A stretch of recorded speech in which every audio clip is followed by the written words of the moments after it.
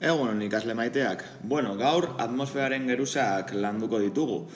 Eta jakin behar dugu atmosfera oso garrantzitsua dela gure bizitzarako. Alde batetik gure oksigenoa ematen digu.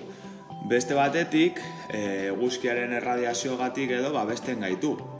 Eta gaua eta egunaren arteko temperatura erregulatzen du. Ezinbesteko da gure bizitza bideratzeko.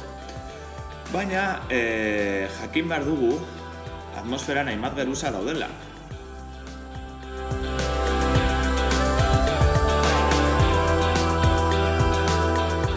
Horregaitik, 5 kapa edo geruza ezberdinetan ezberdintzen ditugu.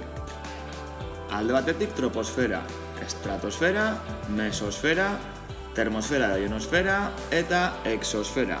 Guazen ikustera ze ezberdintasunak dauden haien artean.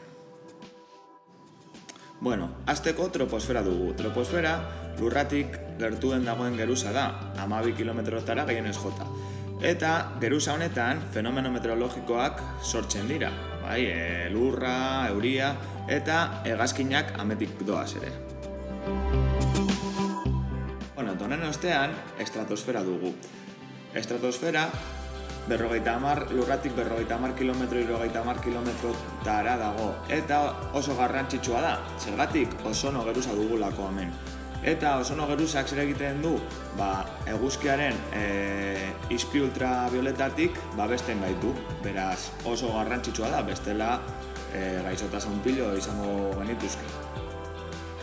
Honekin jarraitzeko mesosfera dugu. Mesosfera 80 kilometrotara inguru dago. Eta geruza hotzenik da. Zer gertatzen da geruza honetan? Meteoritoetatik babesten gaitu. Zergatik meteoritoak izosten dituelako eta txikitzen dituelako. Azken aurreko geruza termosfera edo ionosfera du izena. Eta hau oso urrun dago lurratik, 400 kilometrotara gutxi gora bera. Eta honetan transbordadore espazialak biraka daude. Adibidez Google Mapsekoa. Eta atomoen pilaketa dela eta aurora borealak eta horrelako fenomenoak sortzen dirane. Eta azkenik, exosfera daukagu. Exosfera 400 kilometrotatik 2000 kilometrotara dago. Eta honetan, geruza honetan ez dago ia gazik, bakarrik hutsa totala.